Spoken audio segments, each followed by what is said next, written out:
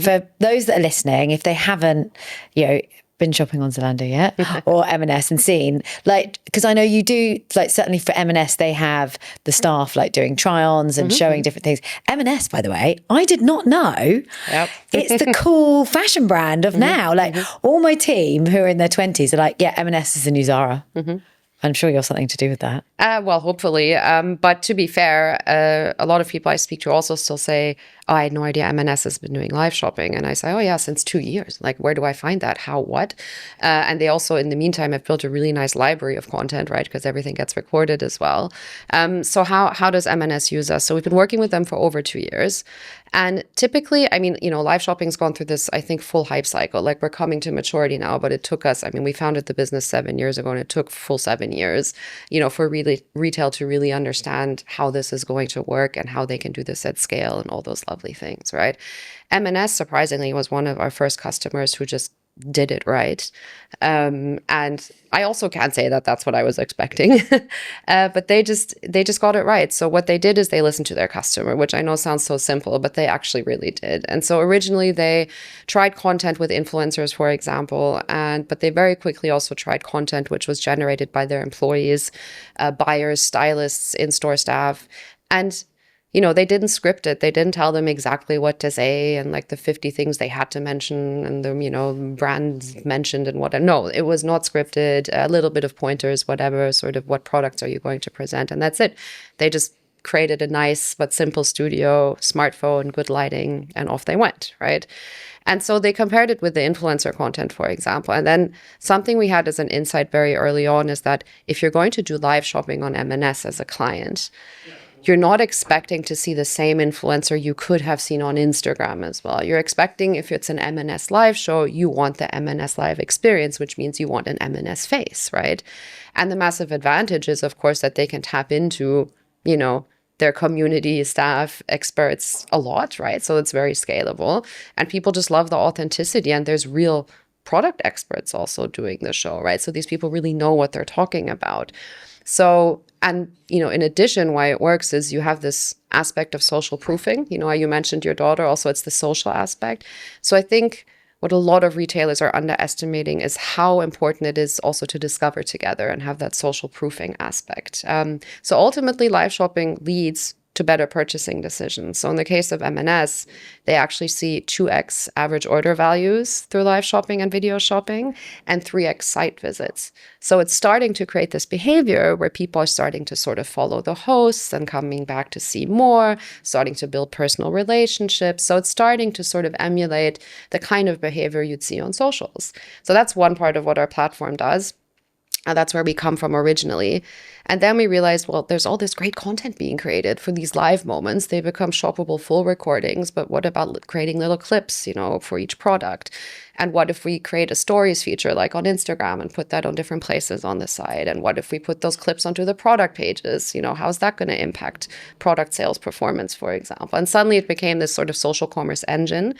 And then we said, what if they could co-publish the content out to socials? Or what if they could bring their social content onto their site using our platform as well? And more we're evolving into this sort of centralized CMS for all social commerce activities. So not everything is built out yet. We're still working on APIs to socials and so on. But that's the ultimate vision, that they really only need one tool to do all their social commerce, basically. Wow. There we go. But, step by step. Yeah, Lisa's owning it. I think for me, that is so exciting. And what I love about what you're enabling everything, basically. But really, it's that EGC piece. So if you haven't heard the term yet, guys, EGC is employee generated content.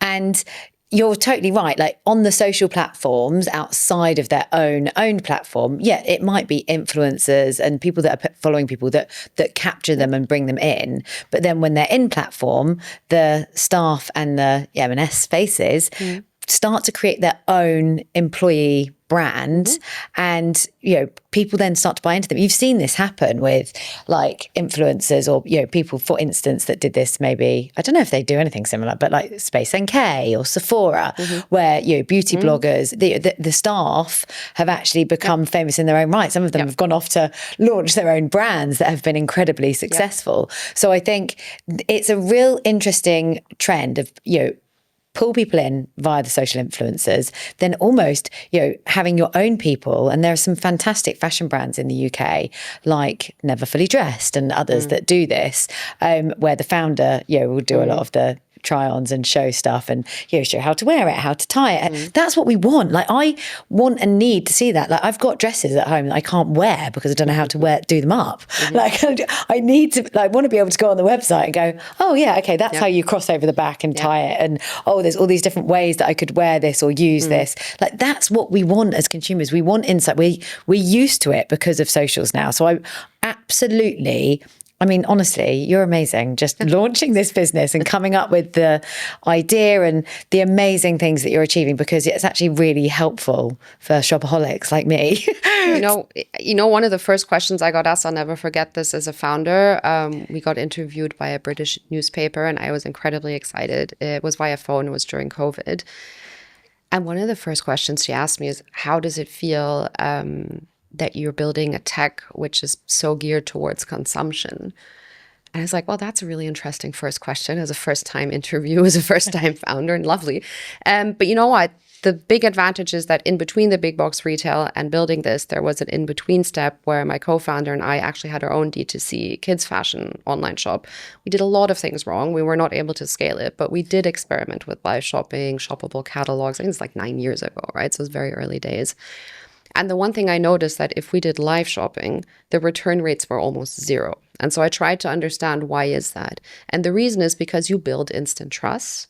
And as to your point, if somebody shows me how to wear something or combine something, or how to apply certain skincare or what to combine it with, it's also educational as much as it is inspirational. So you're actually making a much better purchase decision. So I was really happy that I could answer that and say, actually, you're wrong. It's exactly the opposite. What it does is help you make much better purchase decisions. And there are the first stats coming out now that actually prove that live shopping reduces return rates by 50%. So there you go. So there's another really good reason. And you know how there's always this discussion about how tech is going to solve the fit problem?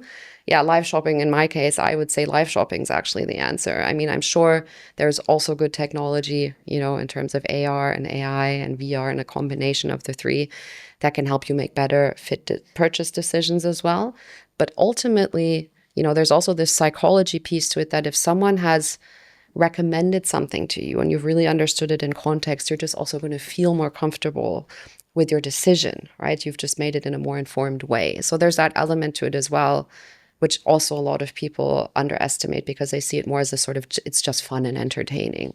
Well, no, it does a lot more than that, actually. Yeah, 100%. I'm so with you. I think for me, that is, when I'm going onto a website, I'm often like, and it's frustrating because it takes me ages to find the information, like clicking down, looking at loads of reviews to understand it. Does it come up large? Does it come up small?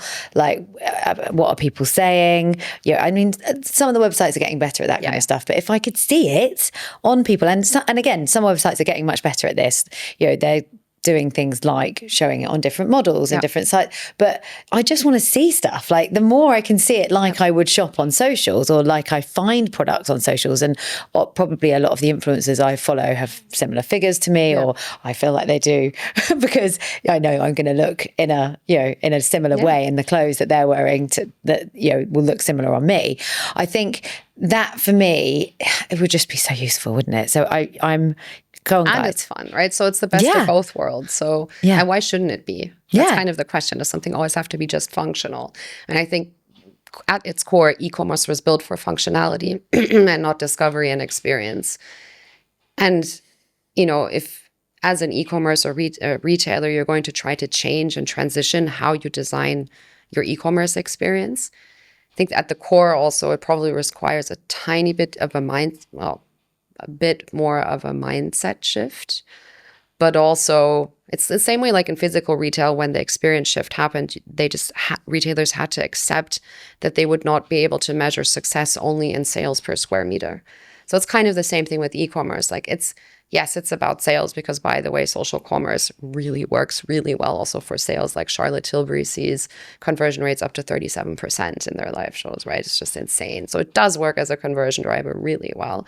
But at its core, it's about the experience, and the sort of first thing to optimize for is dwell time and engagement rates. So why is e-commerce losing out to social? Because it's fun, so people spend more time there. So how do they, first they should just ask themselves, how do I get people to spend more time on my website? How do I do that? And then the sales will follow. But you have to do the first step first. Yeah, exactly. You've got to make it fun.